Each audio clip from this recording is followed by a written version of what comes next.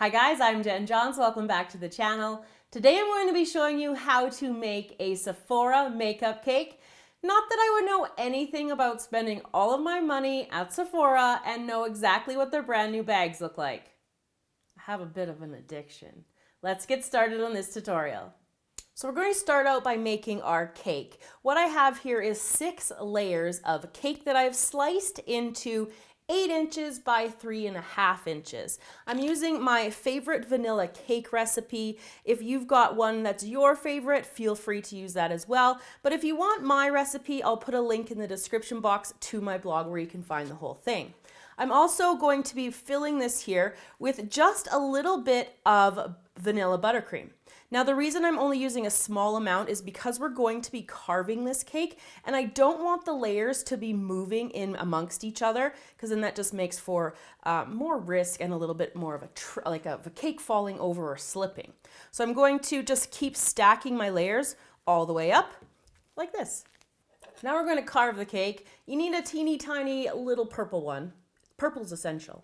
All we're going to do is take the edges off the top here. I just want to slightly angle the top. I like using a smaller knife just simply because it gives me a little bit more control. I'm not very good with the big knives. So I'm just going to angle both of these tops.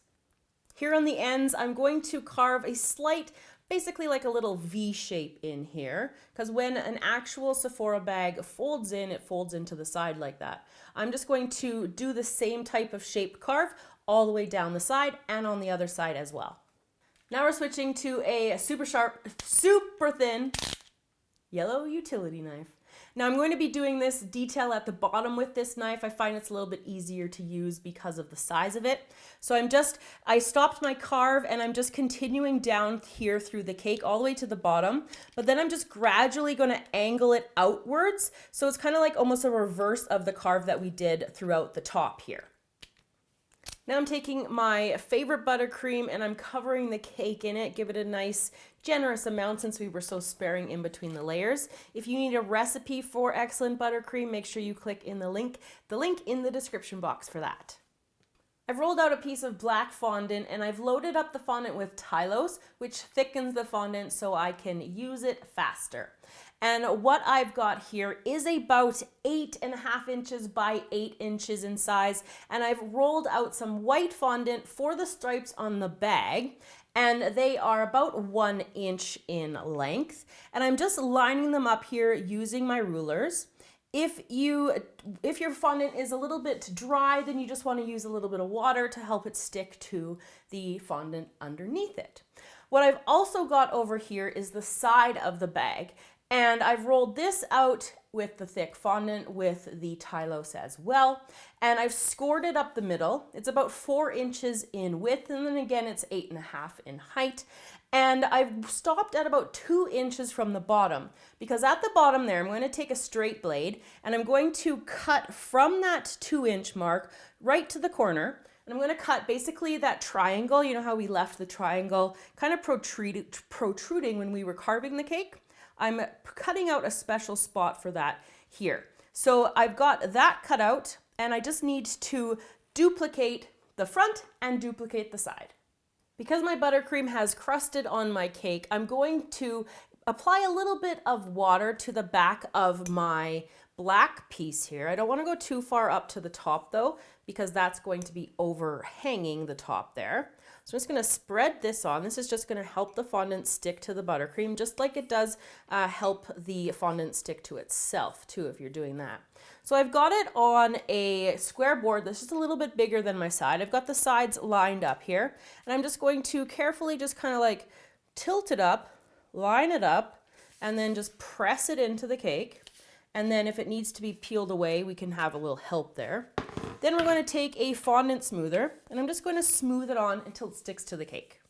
Sticking my things to the side here, I've got the triangle piece down already. I've got water on the back of this piece. I'm just going to try to roughly line it up above the triangle. I've got lots of overlap here, so it's going to make joining my seams together a little bit more easy.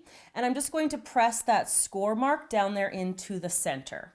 The letters for the logo on the front of the bag, I used a silicone mold and I filled it with gum paste in order to create those letters. I'm going to set that off to the side. Now here I have just combined black and white fondant pieces, and I'm just going to take a roller and I'm going to make the tissue for the top here out of that. I'm just going to do this little section here first. And then you're going to take yellow and you're going to cut it into basically like squares of the colors here. Pick that up like that. And then I'm just resting it over one finger and kind of pinching it together like that. And then I'm going to place it at the top here inside my bag. And when you get it from Sephora, they also have some black fondant, or sorry, they don't have black fondant. I have some black tissue paper in there. So just the same thing again, I'm just going to cut it in roughly a square shape and then fold it over top of my finger here, pinch it, and then place it into the top along with the multicolored one. Now I also have placed a handle in the top here, and I did that with a combination of gum paste and Tylose to get it nice and hard so it will stay in there. And I'm just pressing that into the buttercream here. I'm going to finish off the tissue, and then our bag is pretty much done, so we're on to the fun makeup part. Starting out with some blush, because we all wear fluorescent red blush. So I'm cutting it out with a circle cutter. I'm also going to cut out with the exact same size into a black little bit of fondant here. You can use that again for some other features. Now taking a water pen or just a paintbrush with some water, I'm just lining the inside here to help the red blush stick to the outside here. So there we go, just kind of work that into there. And we've got one thing done. To get this over here, you want to let them dry out a little bit before trying to move them around, but I need to make room.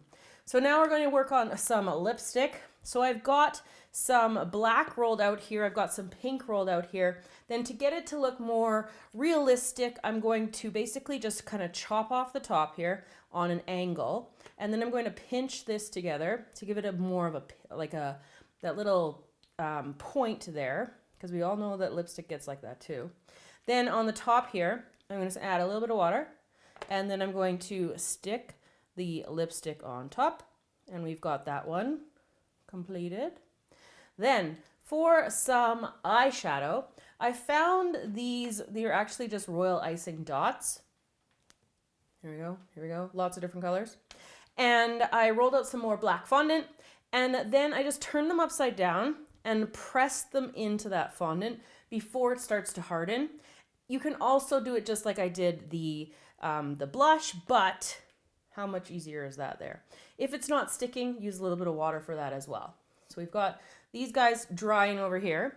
Now we're going to do some matching lip liner with the lipstick. So I've got a really skinny piece of black fondant rolled out, a skinny piece of pink fondant rolled out, water brush on the end, stick that guy on top of there, press that together, and then, because you don't need as much as you want here, just like you know how they indicate the color on the end of the lipstick, the lip liner thing, we're just showing it like that.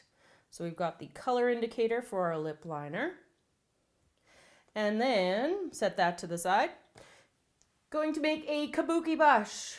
So here we've got the bottom of the kabuki, and then here is some brown fondant rolled out. To get the look of basically the bristles, I'm taking my straight edge and I'm just rolling it up to the top, going all the way around and just rolling it. It's going to give it lots of texture. And then again, using some water on the bottom, stick that on, and then you can press the top of the kabuki brush onto there. This one definitely needs more bristles, like that. Now I also wanted to do a nail polish, so I've got some purple out, and I've kind of got it shaped almost like a flat topped teardrop. Rolled that out, press that down onto the bottom there, and then I'm just going to shape it like this, trying to get almost like flat edges on the bottom and a little bit more on the top here. And then I'm going to take some more of my water pen on the top and stick that on for the handle. So there's some very basic Really cute, really easy makeup accessories to go with the cake. Now I just have to put it together.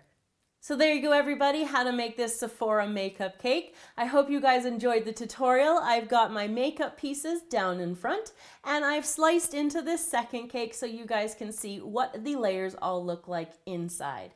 Now, if you haven't heard, I have a second YouTube channel called Jenn Johns.